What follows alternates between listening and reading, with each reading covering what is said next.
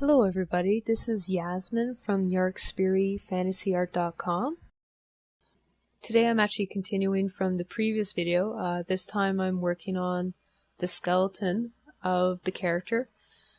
Now, when I'm doing the skeleton of the character, especially in a digital medium, I do find it more difficult to do in a digital medium.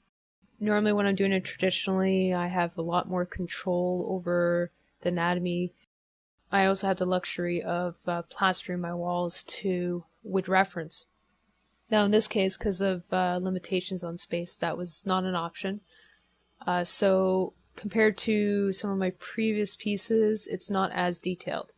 However, I'm also showing you a different technique for implying detail, whereas in previous cases, especially for their muscle anatomy, I was actually putting in the detail by using very small brush strokes. So in this one, I'm actually going to be using a different technique, so it's a lot faster. This only took about 3 or 4 hours tops. And I did do some experimenting with this. I did try bringing it into Illustrator and seeing what that would give me as an end result. Illustrator works fine as long as you want vectorized lines. I do find it kind of a pain to edit, especially if you're drawing a drawing from scratch. Now for this piece, you did see me start off with a really rough sketch, and that was so that I could figure out where the bones would be located, how they would be moving. Then I do include a new layer on top of that and lower the opacity of the previous layer, and that allows me to add more detail to the actual drawing itself. It was a very similar technique that I tried using in Illustrator. I set my rough to a template, which causes it to become semi-transparent. Now, it did work out pretty good, but I didn't like the overall look. And because it was going to be vectorized, if I was overlaying this later on in After Effects, it'll be too detailed for what I need. So what I did do is I just brought it back into Photoshop and just worked with it like that, just because it gave me better results anyway. And it also allowed me to shade. If I did keep on using Illustrator to do the skeleton anatomy, the main problem would have been that I would have had to suggest all the detail with lines. And because I am more familiar with Photoshop, it was faster for me to do in Photoshop. Now, I did have my two primary reference books for this. Once again, the two main reference books that I use is the Atlas of Human Anatomy for the Artist by Stephen Rogers Peck. That's one of them. The second one is a trilingual encyclopedia. The name of that one is Atlas of the Human Anatomy and Surgery, and it's the colored plates of 1831 to 1854. It's both in French and in English, and a third language which I do not recognize because I can't read it. But it is a very good reference book. However,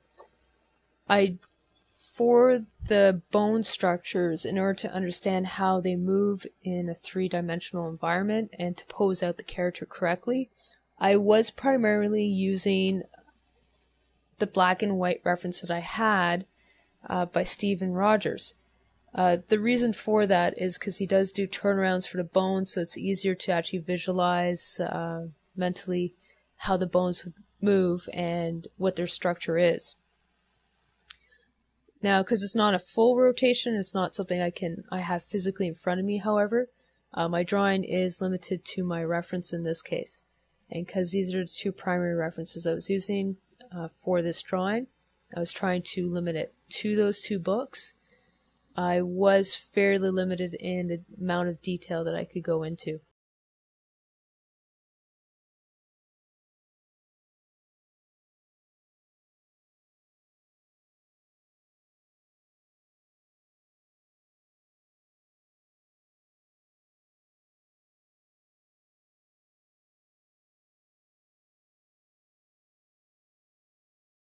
Now, you did notice, because the feet and the arms are very close, I was able to just duplicate the bone anatomy from one arm to the other. It did save me a lot of time.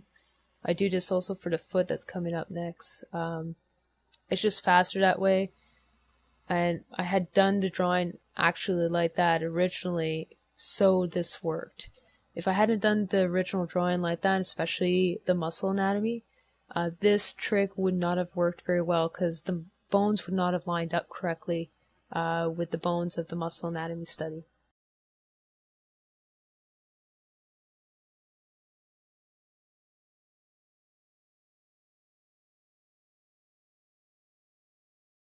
I did find the Atlas of the Human Anatomy for Artists by Mr. Stephen. His notes for this are pretty much crucial for me to understand how the bones move, because he has quite a few notes that helps break down the bone structure. I did find this essential in order for me to understand this. I'm sure you could probably find his book online. You could probably download an ebook by now, but I do prefer having a physical reference in front of me. I like to be able to flip through the pages, so although a lot of my counterparts probably don't use an actual physical book anymore, it's still my preferred reference is a physical book. Now, when it came to the actual painting portion of this piece, what I did do is I filled up the bone structure with a very basic color. And when I was deciding what color to use, I definitely wanted something that was light, but I also wanted something that also suggested a skin tone, so I went with a very light pink. Another influence for my color choices were the color choices that were used in my other reference book, the Atlas of the Human Anatomy and Surgery. I find this book, because it is so detailed, really good for knowing how much detail to actually add to your piece. Because all the illustrations in this are highly detailed, and I use this as my base. So when I was doing the anatomy, the muscle anatomy, I was referring to this book because I knew that these are professionals that are doing these illustrations, and this is the caliber I wanted to achieve. So by having a reference similar to this, it allows me to achieve a greater amount of accuracy because these people have been studying anatomy for years, long before I was born. So they know their stuff. But they also, because they've been drawing it for so long, they have a level of detail that it would take me several years to achieve. So by looking at their drawings, I know what level or what caliber of drawing I should be expecting for myself as well. So that's one thing to keep in mind. If you are getting reference, try to get really good reference. Don't settle for like half-ass reference, because I'll be quite honest, if you're using that as a reference, you're going to make the exact same mistakes as that artist did. You want to get reference that is as accurate as possible. If I could get a photo book where it actually had a rotation of an actual bone structure, I would pick that up in a second, because that's actually the reference I would prefer to have. However, also having a traditionally drawn reference like this does have the added benefit of seeing how somebody else interpreted those shapes that were in front of them. So it is a give and take between your reference. You do want to have a very accurate reference, but you also have to understand that if it is a photoreal reference, you have to find a new way to interpret the information that you're seeing as well. So that's something I try to keep in mind with my reference. I do want something as photoreal as possible, preferably the real thing if I can get it. But if it's not possible, then I definitely want to get something that's high caliber reference. I won't buy a book that's not good. There's no point. It's a waste of money. Now, if you notice at the drawing, when I was working on this drawing, I added very little information in there. But although I added very little information, it has the illusion that I added a lot more information than I actually did. I'm actually only hinting at shapes. There's a lot more structure in there that should be there that isn't there in this drawing, but because I kept it simple and I suggested the right information in the right places, your eye automatically assumes that there is more detail than there actually is in the piece.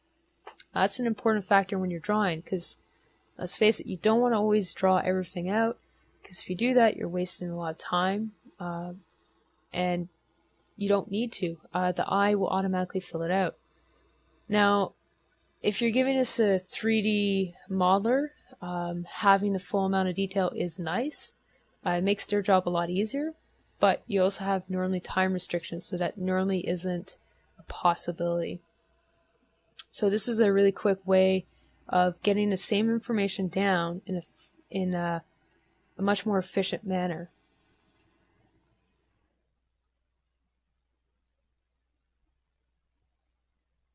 Now, when I was working on this, I did notice that the background portions, like the shoulder blades and spinal cord, they look like they were melding into the rib cage. So what I ended up having to do is adding a gray tone to it to make it look as if it's receding into the background.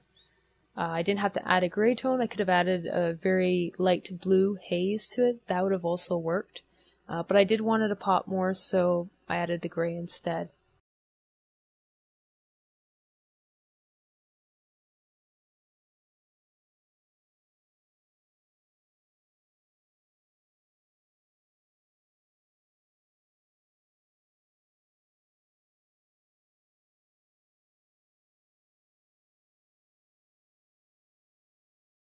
So I hope all of you enjoyed this 4-part series I was working on for this character. I also hope that you learned a lot about anatomy studies in general. They are very important because you do learn a lot about characters. So it's definitely something you want to keep in mind when you're trying to figure out how the body moves in general, because understanding the muscles will help you understand this.